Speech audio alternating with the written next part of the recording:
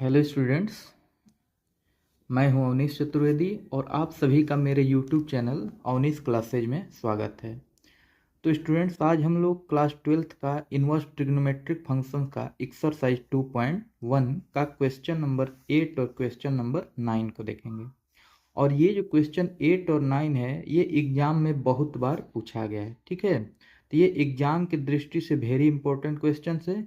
इसको ध्यान से देखिए, समझिए। ठीक, तो हम लोग क्वेश्चन नंबर 8 को देखेंगे सबसे पहले। ठीक ना, क्वेश्चन 8 कह रहा है कि काट इनवर्स √3। ठीक, यानी कि इसका हम लोग को क्या निकालना है, प्रिंसिपल वैल्यू। ठीक ना, तो जैसे हम लोग पहले से लेकर 7 क्वेश्चन तक हम लोग हल किए हैं उसी प्रकार इसको भी हम लोगों को हल करना है। ठीक है, तो देखेंगे इसको। तो यहाँ पे लिखेंगे लेट काट इनवर्स √3 इक्वल टू क्या हो जाएगा, y। ठीक, इस काट को उस साइड लेके जाएं तो ये हो जाएगा √3 इक्वल टू क्या हो जाएगा, काट y। ठीक ना, अब ये देखें तो काट में √3 कितना डिग्री की वैल्यू है, तो ये है हम लोगों का 30 डिग्री की वैल्यू। ठीक ना, तो इसको हम लोग लिख सकते हैं पाई के फॉर्म में 30 को क्या लिखेंगे, पाई/6 इक्वल टू क्या हो जाएगा, काट y। यहाँ तक ठीक है। अब इसका हम लोग को क्या निकालना है, प्रिंसिपल वैल्यू। तो प्रिंसिपल वैल्यू के लिए हम लोगों को क्या याद होना चाहिए, रेंज। ठीक है, तो हम लोगों ने इंट्रोडक्शन में इसका रेंज देखा है। रेंज क्या है इसका, तो रेंज इसका जो होता है वह होता है 0 से पाई। ठीक, यानी कि ये जो ब्रैकेट लगाए हैं स्मॉल ब्रैकेट है। ठीक है, इसको हम लोग क्या बोलते हैं, ओपन ब्रैकेट। क्या बोलेंगे, ओपन ब्रैकेट। ओपन ब्रैकेट का मतलब क्या होता है कि इसमें 0 और पाई नहीं लेना है, इसके बीच का जितना भी डिग्री है सबको ले लेना है। ठीक है, तो यहाँ पे देखेंगे तो जो काट में जो रेंज है 0 टू पाई है। ठीक, तो 0 टू पाई यानी कि ये माइनस में नहीं है। इसका जो भी रेंज होगा, प्रिंसिपल वैल्यू होगी वह कितनी होगी, पॉजिटिव होगी। तो ये हम लोगों का देखें तो ये हम लोगों का पाई/6 क्या है, पॉजिटिव है। ठीक, तो यहाँ पर हम लोगों का प्रिंसिपल वैल्यू इसका क्या हो जाएगा, लिखेंगे यहाँ पर कि द प्रिंसिपल वैल्यू ऑफ, किसका निकालना है, इसका। तो हो जाएगा काट इनवर्स √3 इक्वल टू क्या हो जाएगा, पाई/6। ठीक, तो इसका जो हम लोगों का प्रिंसिपल वैल्यू निकल के आ गया कितना, पाई/6। ये हम लोगों का हो गया 8 नंबर का आंसर। ठीक, अब क्वेश्चन नंबर 9 को देखेंगे। ठीक ना, क्वेश्चन नंबर 9 क्या कह रहा है कि कास इनवर्स -1/√2।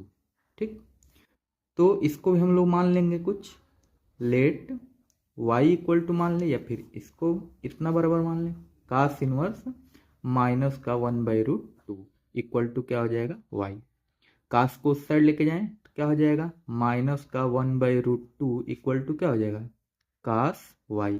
ठीक ना, अब यहाँ पे देखें तो 1/√2 कास में कितना डिग्री की वैल्यू होती है, तो ये होता है 45 डिग्री की वैल्यू। तो इसको हम लोग लिख सकते हैं कास 45 को पाई के फॉर्म में क्या लिखेंगे, कास पाई/4। ठीक, इक्वल टू क्या हो जाएगा, कास y। ठीक ना, अब यहाँ पे देखें तो कास का जो रेंज होता है, ये रेंज इसका कितना होता है, तो वो होता है 0 टू पाई। ठीक, ये क्लोज ब्रैकेट है। ठीक है, ये क्या है, क्लोज ब्रैकेट है। इसका मतलब कि इसमें 0 और पाई को भी लेना है और इसके बीच के जितने भी डिग्री हैं उसको भी लेना है। ठीक, तो ये प्लस में ही आता है।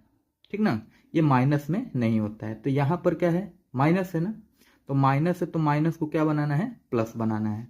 तो प्लस बनाने के लिए हम लोगों को जो वैल्यू होनी चाहिए वो कहाँ से कहाँ तक होनी चाहिए, 0 से पाई के बीच में। ठीक है, तो यहाँ पर हम लोग इसको 0 से पाई के बीच में लाने के लिए क्या लिख सकते हैं, कास पाई में से इसको माइनस कर देंगे, पाई/4 इक्वल टू क्या हो जाएगा, कास वाई। ठीक, तो इसको हम लोग क्या लिख सकते हैं, इसका एलसीएम हो जाएगा 4।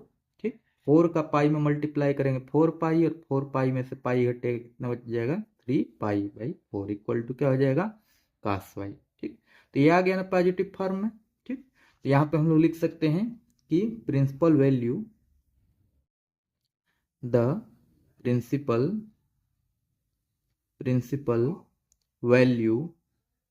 Value of cos inverse -1/√2 equal to क्या हो जाएगा 3π/4। तो इसका जो प्रिंसिपल वैल्यू होगा वह कितना होगा 3π/4। ये हम लोगों का हो गया क्वेश्चन नंबर 9 का आंसर।